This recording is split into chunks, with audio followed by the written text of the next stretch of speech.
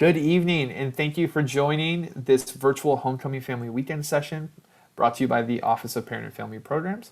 We will begin our session in just a moment as we allow folks to join the session from the waiting room.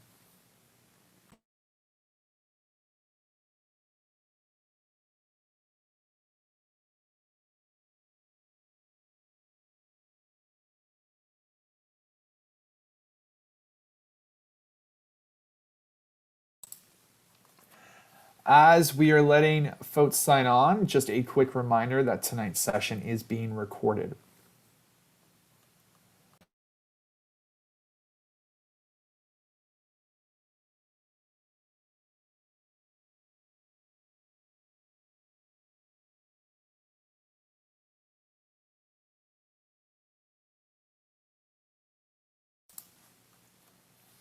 Throughout tonight's session, please feel free to utilize the question and answer feature that is located at the bottom of your screen.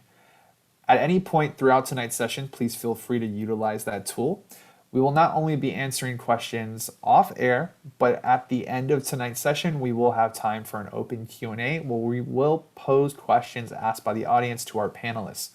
A few reminders for the Q&A tool. Please do not share any personal information, and you may submit questions anonymously, and we will address as many questions as we can tonight.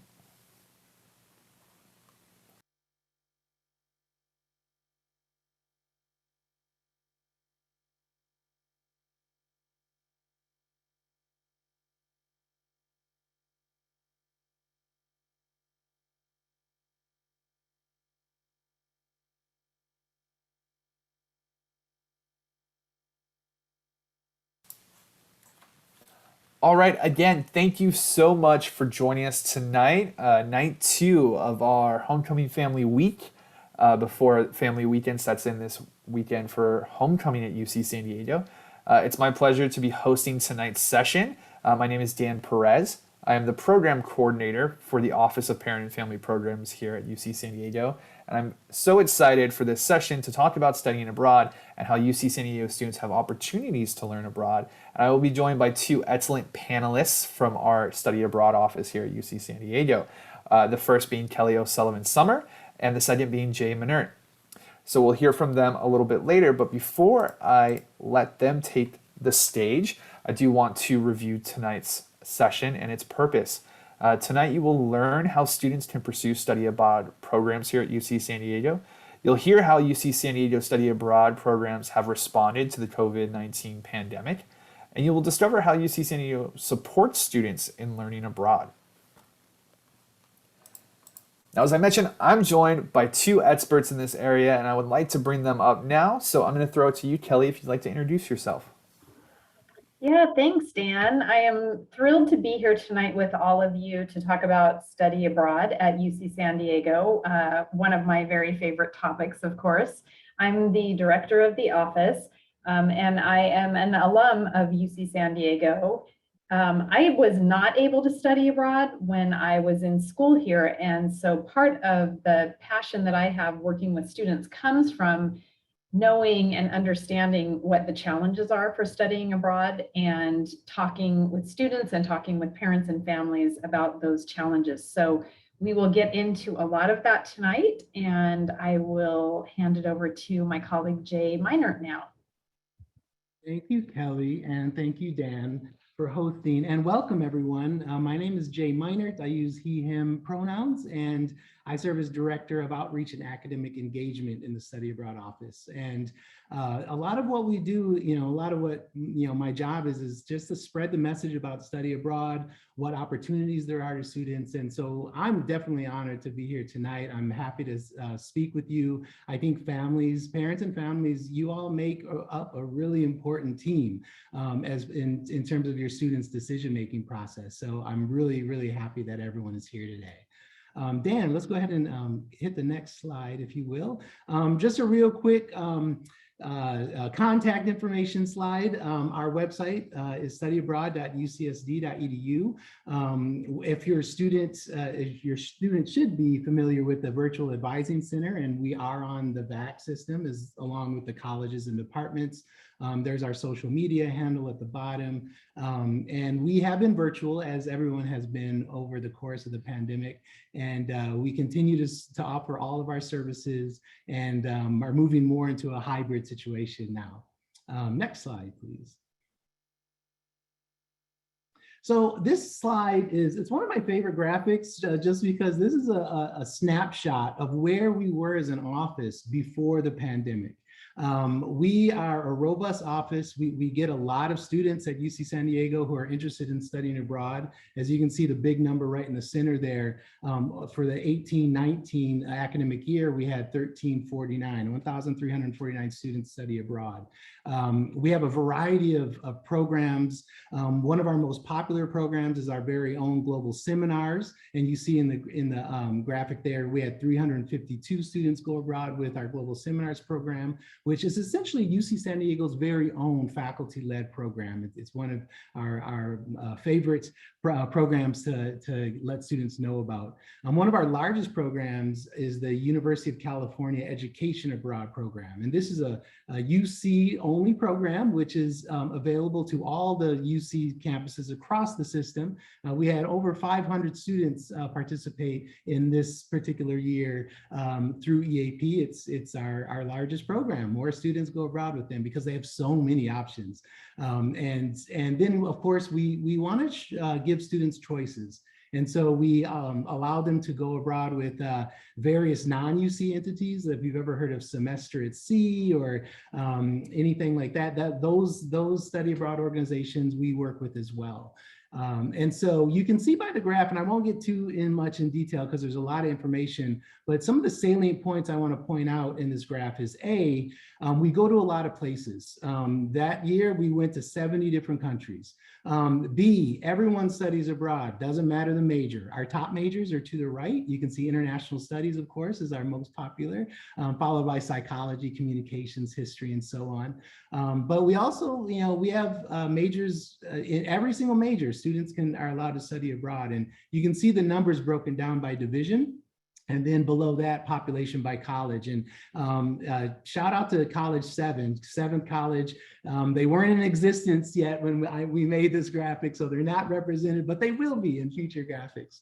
And then finally, on the bottom right, you can see that summertime is our most popular time for students to study abroad, followed by fall. Most of the countries that we work with, the schools work on the semester system. And so we're very unique in the quarter system. And so we just make it happen to where a lot of students are interested in fall semester because they only have to be gone typically for just fall quarter. But spring semester is popular too, if they can swing being gone for winter and spring, which is typically the case. And some students even brave a whole academic year. We had 35 students do that, and where you can study abroad for a whole year. So it shows how busy we were. It shows how involved we were across the spectrum. One of my areas of responsibility is the Jacobs School of Engineering. And I work closely with STEM students to help them go abroad. So there is no major at UCSD that can't go abroad. Some a little bit harder than others, but that's what we're here for. Next slide, please. Kelly, would you like to cover this one? Yes. So I think one of the questions probably all of us in our office get on a daily basis, not just from our campus colleagues, but from friends and family, is what do you do during a pandemic when students can't study abroad? What are you doing in your job? And I will say that we have been really incredibly busy during this entire time. We were, of course, because we had students studying in China. If you think back about, what is it, like 19, 20 months at this point, back to January of 2020, we were on the early side of really hearing about this virus that was coming out of China because we had students studying there. So it was us and our International Students Office on campus that started to be involved in meetings and talking to our colleagues on our health side of campus and kind of figuring out what do we need to do for our students in China. And that happened that escalated really, really quickly, if you recall. And so we were very busy bringing our students who were studying abroad in China and the region, actually, bringing them home. Programs were canceling and suspending. And then really quickly, through February and into March, and then if you recall, our country pretty much shut down by the third week of March.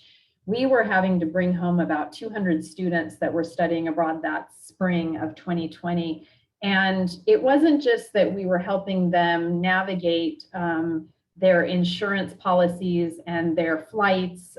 Flight availability was becoming really critical and tense and stressful at that time. But then because our students, when they study abroad, they're on different timelines and different semesters and different quarters, we were bringing them back to UC San Diego and trying to reintegrate them in depending on where they were in their semester or their term abroad. And so there was so much work that we were doing individually with all of these students, and especially with our students who were on financial aid, helping them kind of figure out how to repackage their programs. So we were doing an enormous amount of work. But then, as Jay said, we send about 1,300 students a year abroad, but we typically advise about 4 to 5 times that many students in any given year. And so then throughout summer of 2020 and fall of 2020, we were still seeing a huge number of students that were very interested in studying abroad, because we all kept thinking this can't last much longer, right? We kept thinking it's going to be over in 6 months. We're going to get a vaccine. We're going to be able to overcome this. So all through the last academic year of 2020 through 2021, we kept advising students, and then unfortunately they would apply for programs and then the programs were being canceled. And so we saw about the same interest level as usual during last year for our application process. And finally, this fall, we have been able to send only about 100 students abroad. Usually in the fall, we send about 300 students abroad. So it's lower than usual because most of the global south and, most of the world regions except for Europe are still closed to Americans traveling. And so we only have students in European countries at the moment, but the interest is still there, and we continued to advise and work with students and give them hope for coming years. We also spent a lot of time kind of re-envisioning, like the whole world did, re-envisioning what education was and what international education looked like. So we worked with a couple of different organizations, and then we piloted our own virtual study abroad programs. They were kind of, as you can imagine, not super well received. We had interest, but then it takes a lot, I think, for faculty and educators to be able to transition to this virtual format and to hold students' interests, honestly. So we launched a couple of these programs. We did have some success with some virtual international internships and connecting students to internships abroad for future career, which I know we're going to talk about a little bit. But anyway, that's what we spent a lot of our year doing, is just kind of thinking through how we can provide programming and accessibility to our students. And thankfully, we are on the return for students actually being in country abroad. Next slide, please, Dan.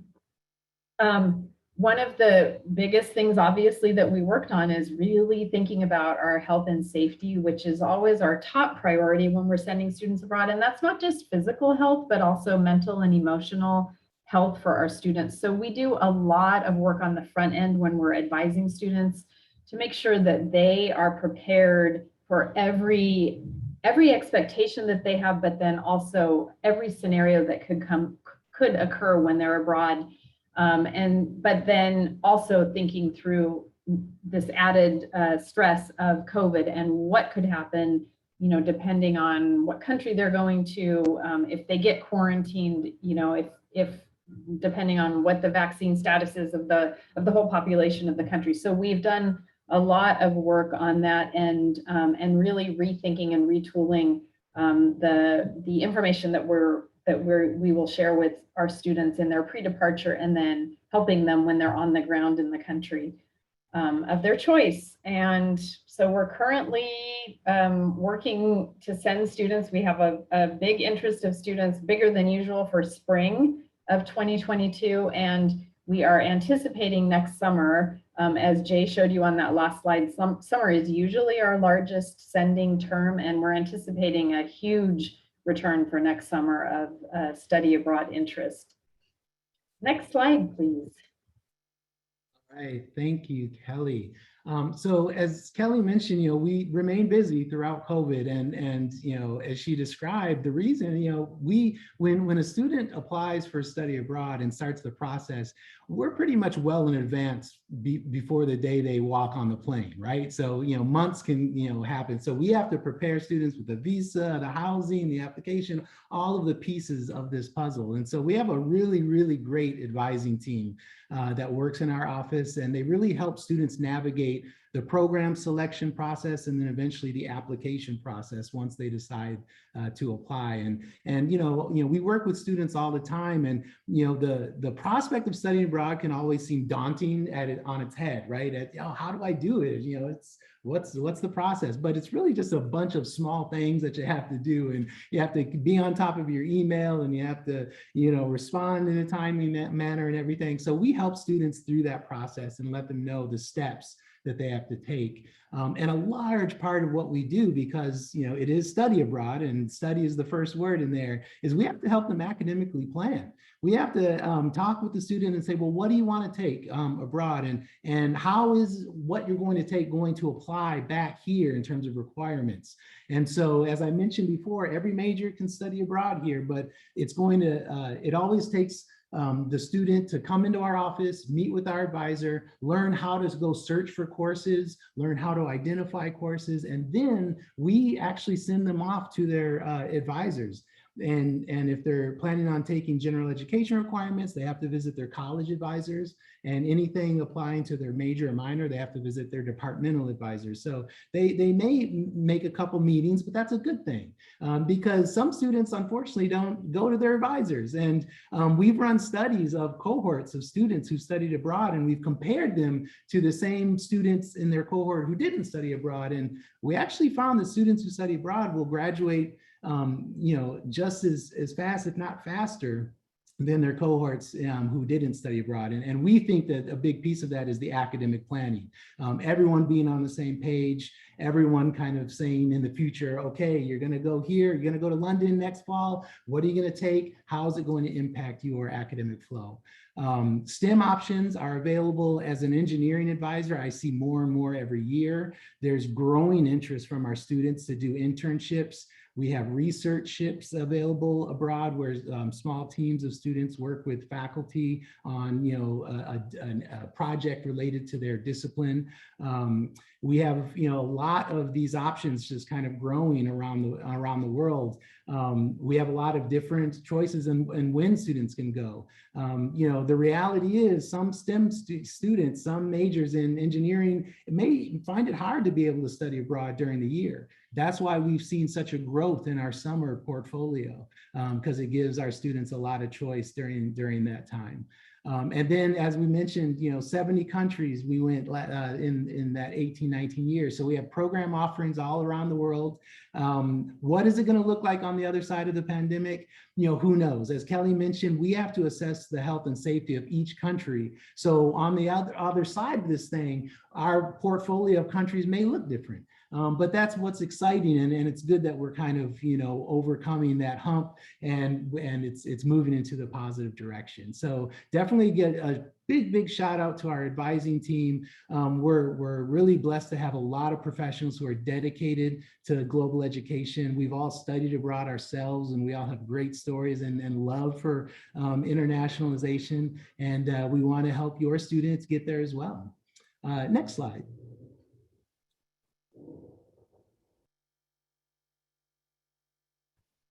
Should I take this one? So one of the things that we've done in the last several years is really focus on, in addition to health and safety, is focus on financial aid advising. And we have been able to bring a financial aid advisor into our office to work with us to to help our advisors understand the financial aid process, but then also to really work individually with all of our students, because about 70% of our students on campus have financial need and receive some type of financial aid, and that translates directly to our study abroad population. So the question we get a lot of times from, and I see in the chat a few of these from parents and families, is, you know, how can we afford it? And we have so many different programs, as Jay has been mentioning, hundreds of different programs. In a lot of cases, the cost of the tuition equivalency abroad is the same as UC San Diego. So it really depends on the location in a lot of times where your student chooses to study abroad, because you know as well as we do that La Jolla, California is not one of the less expensive places in the world to be studying. So there are a lot of places around the world that are less expensive for living expenses anyway. So we do have a lot of programs with varying costs. And then we work individually with our financial aid office and with the financial aid counselor who sits in our office to package the individual programs for student budgets. Depending on the program that a student chooses, some of their financial aid that they qualify for will go with them. And for the UC programs, the UC EAP and our global seminar programs, all of the students' financial aid will go with them on those programs. But the other thing that we really, really encourage a lot for our students is our scholarships that are available. Now, they're a little bit shortened right now because of the pandemic. It hit our budgets hard, so we don't quite have the same amount of money that we did pre-pandemic, but we will rebuild our scholarship reserves. But honestly, we do not see the numbers of students applying for scholarships that we would like to see. And so there's a lot of scholarship money available. And we present a lot of information sessions and a lot of workshops to help students write those essays to be successful in getting awarded that scholarship money. So I think that's the main thing that I would leave you with, is encourage your students to apply for our scholarships. And all of our advisors know how to and love to work with students on their scholarship applications. So we do a lot of work in that area to really make sure that all of these programs are accessible to all of our students on campus. Next slide, and that might be the last one, actually. Yeah, next slide. There we go. Excellent. Thank you, Dan. Yes. So thank you both for the great insight to the work you all have been doing, what study abroad has looked like currently, specifically over the past 20 or so months. But I do have some questions to kind of jump into more on what you've already spoken about, maybe a little bit more in depth, or to help parents and families understand. So the first question, I know we've kind of broadly touched upon it, but is, could you two talk about what makes study abroad programming unique and special to a student's learning?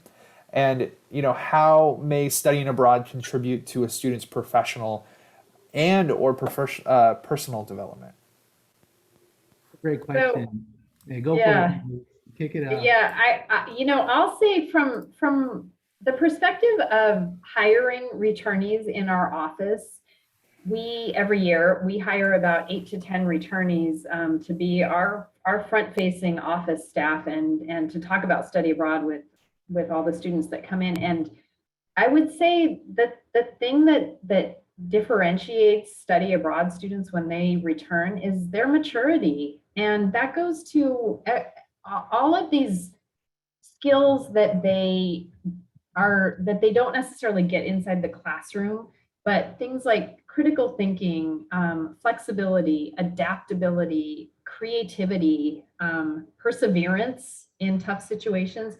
We see these students, when this as parents, when your students are put into uncomfortable situations and forced a little bit outside of their comfort zone, and not having a support structure like family or friends right there with them, they're forced to learn how to problem solve in those situations. And so we see these students returning with empathy and understanding of other cultures, but then especially that the critical thinking and the problem solving skills and that maturity that I don't know, I don't see that on campus from very many other programs. And those life skills transition into the next stage, whether it's graduate school or whether it's going into job opportunities, but especially being able to talk about what they have experienced in interviews and in selling themselves and going into whatever their next phase of life is. Absolutely. I second all of that. I think it's remarkable, when students do come back, as much as we can, we try to engage with our returnees. We'll hold, photo contests and programs, and a lot of the programs are centered around this career center and career services, because as Kelly mentioned, these are very transferable skills and very, I talk a lot with, students about, just being able to translate what they did on study abroad to college recruiter for graduate school or to a potential employer. These are excellent examples to bring up in an interview, right? How you negotiated the Tokyo subway or ordered, pizza in Italian or whatever it might be, whatever is the unique challenge for that individual. It's eye-opening. Any one of us who've traveled kind of feels that energy and that excitement and passion when you're on the ground in a foreign place. And we love that students are interested in continuing that. So. That is true. I think, one of the first things my students I worked with, they learn is how to actually call for themselves and make appointments or order food. So I can only imagine how that still gets elevated when you're in a different country speaking a different language. So that's awesome. Thank you for those, the great insight. I've got another question coming both of your ways. So I know that we kind of touched upon the program's response to the ongoing COVID-19 pandemic. Now, if we look at it, it's been nearly 2 years. What do you all see for the future of study abroad programs coming out of the COVID-19 pandemic as we are still dealing with it today? Dan, where's my crystal ball? I think I know. In the other room. I'm not sure where I put it. It's hard to say. I mean, I've got my guesses, look, even before the pandemic, there's started to get a lot of buzz around domestic study away programming, mostly to allow all of our students to have access to an experience like this, including our undocumented students. But B, sometimes a US-based program can carry a cheaper price tag to allow for access. So, exciting programs in Hawaii or New Orleans or Atlanta or wherever, we've been talking about that even before the pandemic. So maybe that will continue. Hybrid programs where perhaps you do some of your work, online and in preparation, and then you go abroad. Whereas before it was all in person, so utilizing technology in a little bit better ways. Gosh, Kelly, I don't know what's your predictions? Yeah, no, I was going to say that same thing, just kind of figuring out how we can flex the models a little bit more and provide programs that are more supportive for our students, maybe our first generation students or our low income students who might not be able to go abroad for a full 5 weeks in the summer for our global seminars, let alone a full semester abroad. And so I think one of the most exciting things next summer is a couple of our hybrid global seminars where we're going to offer I think it's like 2 or 3 weeks of remote work. So the student can be at home, they can be wherever that is, or they can be in San Diego. And then they just go abroad for those 2 or 3 weeks of the program. And it cuts the cost down. And for students, especially who have never traveled abroad before, maybe who have never been out of California, it makes it a lot more accessible and safe feeling for those students. So we're trying to be really creative with that type of programming. Again, accessibility is what we're aiming for, to allow all of our students to have some type of global experience embedded within their education at UC San Diego. No, that's amazing. And I commend you all because I feel every single program here at UC San Diego, no matter what it is, has been affected in many different ways by the ongoing pandemic. But I think most of all, when we look at studying abroad, when we can't even travel to certain countries not through a program, you all have been affected even more so than the majority of programs here. So I commend on how you've responded to still provide opportunities to our students and are looking to the future on new ways to get them involved in global education. Uh, another question off that is, Jay, you mentioned, and I think Kelly, you may mention this too, the restrictions of programs currently because of travel restrictions. What should families know if their students are planning on traveling abroad in the spring or in fall 2022 about what they should prepare for when it comes to traveling now internationally? I think the thing that we have been working with students on this whole entire time is really setting expectations. And this is where the families can come in and be hugely helpful is we don't know what at any point what could change about any country's status, what could change about our country's status, what could change about anybody's health. And so making sure that students are very realistic about that and that they might get abroad and have to come home in 2 weeks. We hope not, but that might happen. Having that backup plan kind of in their minds about, if the program gets canceled or suspended a month before they go, or again, like 2 weeks or a month into their program, if they have to return home, just really thinking through what their feelings will be about that and what their expectations are. And then again, practical things like buying tickets that are more expensive, plane tickets that are more expensive, but that are refundable, so that you're not out that full cost, and can maybe use that ticket later. We have an exceptional risk management team in our office and on our campus. And so they are really looking at all of the different types of insurance policies. So evacuation insurance, in as well as medical insurance, but then also like quarantine insurance. Like what happens if you're on the last day of your program, you feel a little bit sick and you test positive for COVID and you can't come home for 2 weeks, who's going to pay for that hotel bill or wherever you're going to stay? So we have a fantastic team that's in place that is helping with all of that. And we are being super transparent, super upfront with our students all along the way and working with all of our program partners on the ground in the country as well to make sure that students know about what to expect, but well before they get there, to make the best decisions that they can, because this just adds extra stress to all of that that you throw into what study abroad can bring and can mean to a student's experience. And so just making sure that students are aware of that, and like we talk about with students all the time, study abroad might not be the best option for you, and we rely on family members as well to really talk through that with their students, because we want, in the end, we want and need students to be successful when they're abroad. But the last thing we want to do is have students have a crisis when they're abroad. And so maybe waiting until they're down the road out of school and clear of this COVID pandemic is the better choice. So I'd say that's Yeah, it's we've always dealt with health and safety. It's just part of what we do and have always done. I remember the tsunami in Japan, terrorist attacks in France. I mean, but it was always like these isolated incidents, but it was kind of a dry run for us, all those incidents for COVID.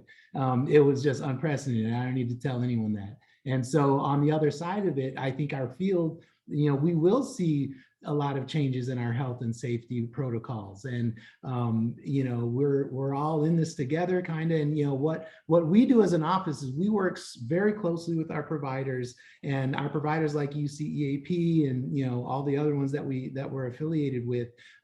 They are all hard at work, sort of figuring all this stuff out. As the examples that Kelly mentioned. What if you have to quarantine? What if you have to move back into remote? It's such a fluid. The last 18, 19, 20 months have been so fluid.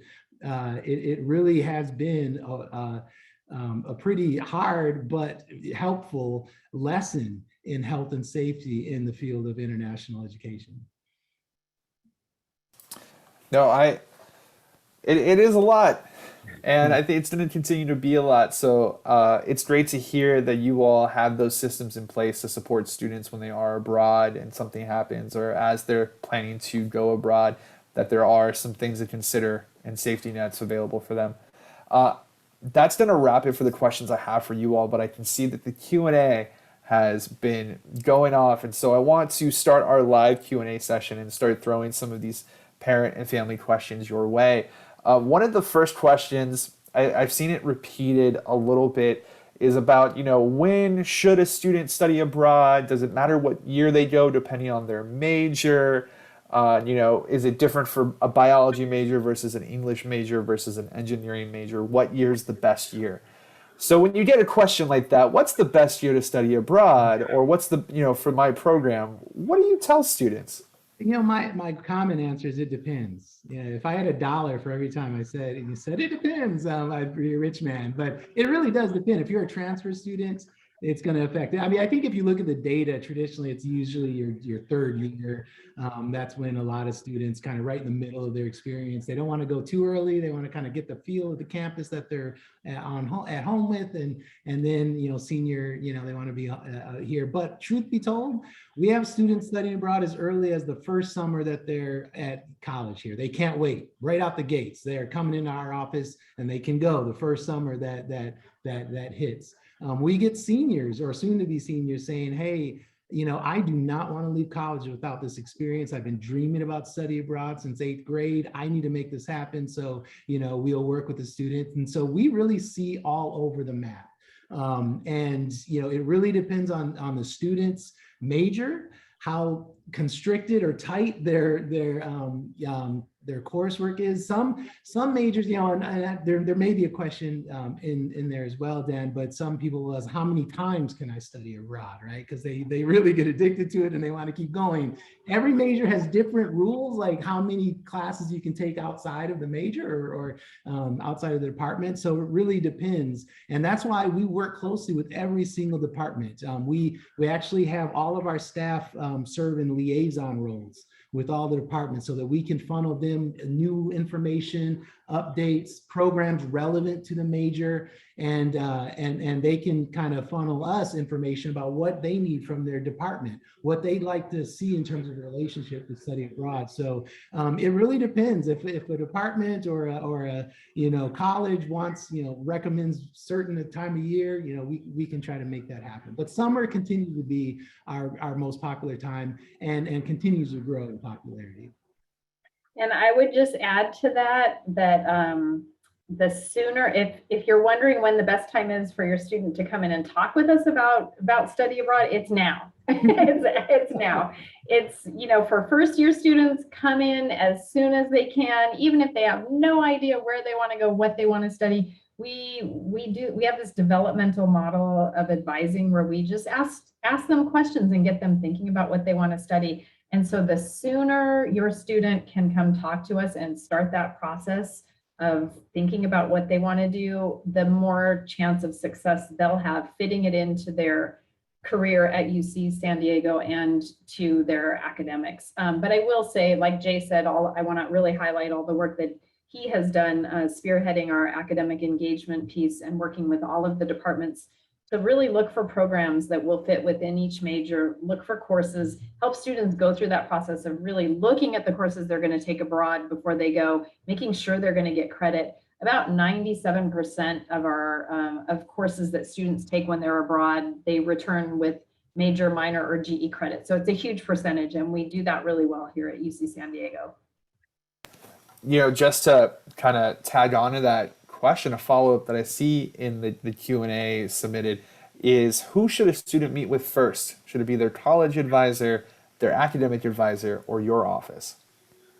I would recommend they come into us. I recommend they come in. We have a program called First Steps where we offer them live in person, well now via virtual, but usually live in person. And we also have videos on our website under our First Steps page. And what First Steps is, it introduces the questions, some basic questions that get students thinking. When might you think you might want to go abroad? What's your timing like? Where? What's your location? Where do you want to study abroad? What would you like to study? What's your academic plan? So start thinking of along those lines. Do you want to live in a rural area or an urban downtown London? So some of those broad questions, and then our advisors kind of help them formulate and crystallize a little bit what they're thinking. And we want to prepare the student to have a really fruitful conversation with their advisors. So we'll kind of give them the lay of the land, send them back to do some homework, say, check out our website, look at that program at Tohoku, Japan, or check out that program in Italy that you're so psyched about. Find some courses to then take to your advisor in your college and your department and talk about it and say, hey, will you accept these courses? Or do I need to go back to the drawing board? And so that's usually the cycle. And then once they do that, they come back to our office and they may come back several times, and they do, especially when it comes time to applying, because we, as Kelly mentioned, we want to work with the students as soon as possible. It's never too early to come in and talk story with us, just to get to know us. But when it comes time to applying, we want to make sure that the student has enough time to apply. Our typical rhythm goes like fall quarter is a lot of outreach, letting students know about study abroad. Winter quarter, that's when a lot of our applications come due. And so, late fall, early winter, it's a rolling process, just depends on the program. And then spring quarter, we move into more pre-departure, preparing students to go come summer and then followed by fall. But the earlier the better. And again, I mentioned this too, check your email, stay on top of the process, because there's nothing worse than a student rushing into our office the day before a deadline saying, I want to go on this program. And there's just too much stress that didn't have to be. So that's what we recommend. No, that's great. And, you mentioned students planning where they want to live. There's a lot of questions also we're getting about where do students live when they study abroad? Is it together in an apartment? Is it in a hotel? Where is it? It depends. No. It's all of those. Yeah. And I also saw a question in the chat about what happens with students' housing contracts at UC San Diego if they go abroad. We work really closely with our housing department, or HDH, to make sure that students are in touch with facilities on campus. So that works well. But yeah, we have programs have all kinds of options. Homestays used to be really popular, probably not as popular right now during COVID, but we have those opportunities, especially for students who want to have that full immersion experience and or a language learning experience. And then in a lot of locations, students are just living in the residence halls among either other UC students or American students, or among the students in the host country or other international students. We have some kind of unique programs where students can stay in these sort of like co-op sort of dormitories, and they might be focused on, there would be a theme, like a focus on an academic discipline, or maybe a craft or something that they're all interested in. And then there's always opportunities for students to just get apartments on their own if they don't, similar to here, if they don't want to live on campus, they can they can work with the program partner on the ground to be set up in a city location in an apartment, or live alone too. So there are all kinds of options. No, that a great answer. And yeah, I would say I can see why you say it depends a lot, Jay. Because again, there's so many different programs, so many different options, so many different countries and universities that we're working with. A question that I think kind of ties together, and of course it's coming from a family member, is a question I get a lot about students here at UC San Diego, and so I assume it's no different, but how quote unquote supervised are students when they study abroad? Well, it's interesting. Again, I hate to say it depends, but we have so many different constructs in terms of our models. EAP, for instance, UC EAP has a series of UC centers where it's pretty much all UC students, from across our system attending classes and doing stuff together. We have programs where we just partner up with a host university, and that student goes and they might see a couple of other study abroad students, maybe a guy from New York or somebody from Colorado, but they're generally taking courses with locals. And so there's a continuum, a spectrum of that. Are they supervised? They're adults. They're exploring new cultures, and we do expect them to behave like adults and to follow the judicial code. If they violate the judicial code or do something inappropriate, culturally inappropriate, or violate laws, there are repercussions to that, and we make sure that students are oriented about the legal obligations and issues if they are getting out of hand. The good thing, that I really think makes study abroad successful is that we expect students to kind of put themselves in somewhat of an uncomfortable zone where they're having to explore the unknown, but yet we also give them scaffolding. We give them infrastructure, a housing coordinator to help them if they can't get into their apartment at 2 a.m, or an academic director to help them if they can't get that class or the class is weird. So, but students, they're adults and they can go out and, before they hop on that plane, you better believe we give them an orientation, and we give them health and safety advice.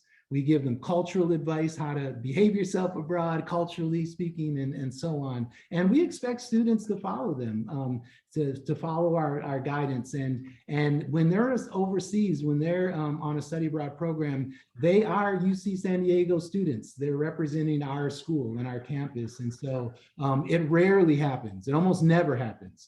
But when it does, you better believe there will be follow-ups. So yeah.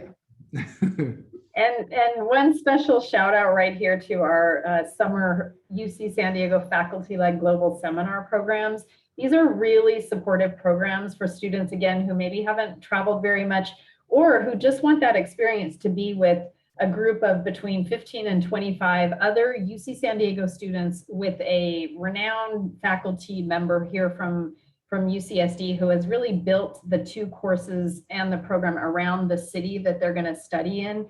These are phenomenal programs. So look them up, global seminars. Our faculty and our students love them, and they're really small, supportive programs that are really, really unique among UC San Diego courses. That's fantastic. It makes me jealous that I didn't have the opportunity. Well, I had the opportunity, but just not capitalizing this as an undergrad. But a question that I know it has come up a little bit, and Jay, you may have touched upon it, is do students have a foreign language proficiency requirement when they go to study abroad in a country that is not necessarily English speaking? And what language are those classes going to be taught in if they're going abroad to a non-English speaking country? Generally, you can think of it as 3 different ways you can study abroad when it comes to language. You can go to an English speaking world and not have to worry about language because you speak English. It may have a heavy accent. You may not understand the guy down the street in Glasgow, but you'll be able to deal with English. The second way is to go to a country where English isn't the native language, but where the courses are taught in English by and large. An example would be the University of Lund in Sweden. It's an excellent engineering school. I send a ton of engineering students there. They can take their courses in English, and if they wanted, they could take a Swedish course and learn a bit of Swedish, intensive Swedish if they wanted. If they didn't want to, they don't have to. And then the third choice is the immersive language experience, and that's where students are going to practice language, right? And if and it really, again, it depends on those experiences. There are some programs where they want 1, maybe 2, I don't know, different levels of proficiency in a language before they do it, so that they're not thrown in the deep end and taking classes in that language and not knowing what's going on. There are other programs that will teach students language where you don't really have to have any experience in that language. They start from zero and they help you from scratch learn Arabic or whatever the language might be. So it really depends. But if a student has taken language at UC San Diego, there's a couple colleges within our system that is a requirement of the general education of that college.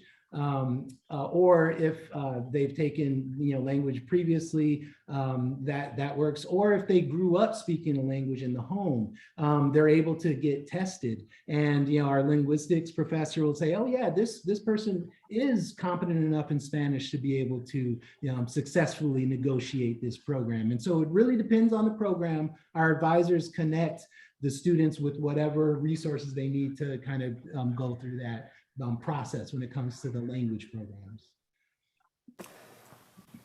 So many things to consider too. Again, it depends. Now, before we end this Q&A tonight, there's one last question for both of you. Is if there was one lasting piece of advice to provide for families whose students may want to pursue studying abroad, what would it be? And Kelly, I'm going to start with you. Oh my gosh. I would just say, we totally understand that the fear. I mean, Jay and I both anyway understand the fear of sending your student abroad. We both have, young kids still in junior high and high school, and so that would be the first thing is really just trusting us that we have the health and safety. We're doing everything we can to keep your students absolutely safe while they're abroad. I mean, I would send my daughter on any of our programs. And then the second thing is, if you look at that sticker price and it's shocking, just try to think about, and we have so many resources that we can give to students also to share with you as families, but think about the long-term repercussions or ramifications or whatever you want to call it. The return on investment, I guess, is what we usually call it, that students, we really see students returning with just long-term positive effects from their study abroad experience. So if you can think about that and think about the actual investment in your student, I think that can be really helpful.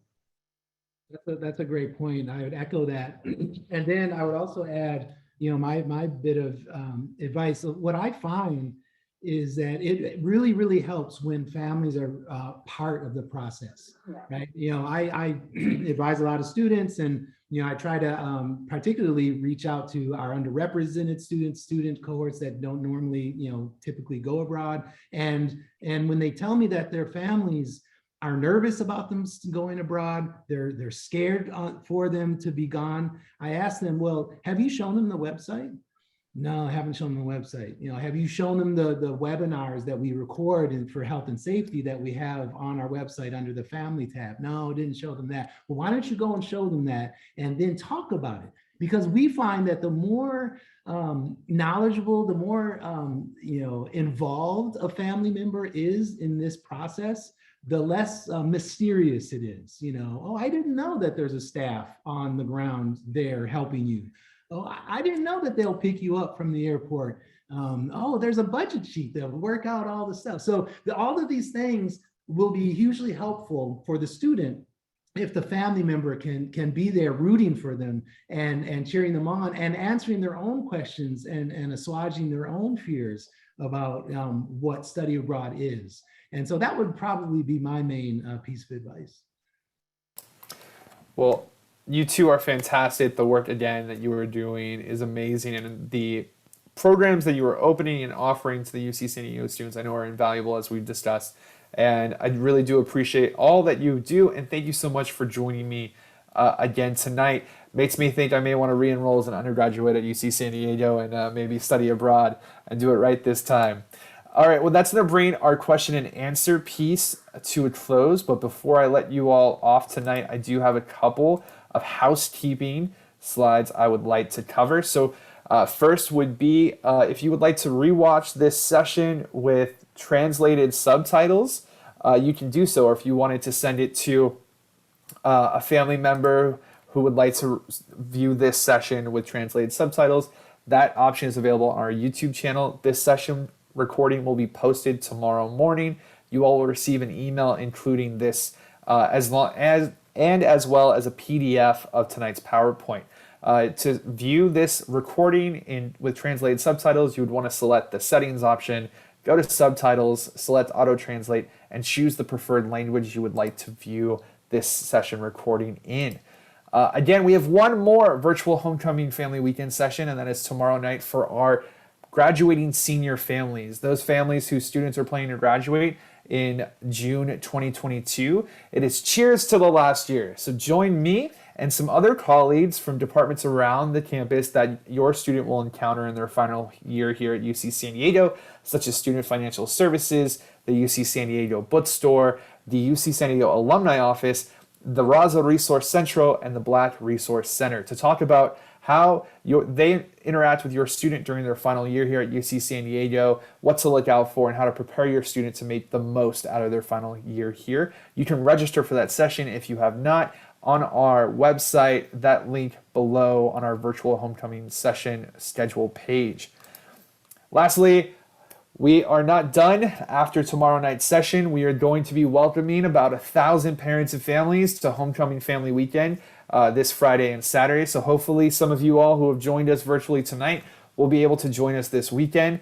Again, if you would like to get in contact with us, you can send us an email at parents@ucsd.edu, or you can connect with us on Facebook, Twitter, and Instagram. And that last one, that's going to be the important one, where you can find all the recordings that we have done over this pandemic since we've launched our YouTube channel /UCSD Families. So just like tonight's session, the recording will be posted tomorrow. If you missed last night's session, if your student's interested in attending a health professional school or medical school, that was Paging Future Doctors. That recording's already there. You can go check that out. And Jay and Kelly, thank you so much for participating tonight. It was my pleasure to host this session. And thank you all families for attending and supporting your students' endeavors here at UC San Diego. I hope to see you all, not just throughout the rest of the week, but throughout the rest of your students' time here at UC San Diego. Thank you and good night. Dan, Thank you, Dan. Thanks, everyone. Bye.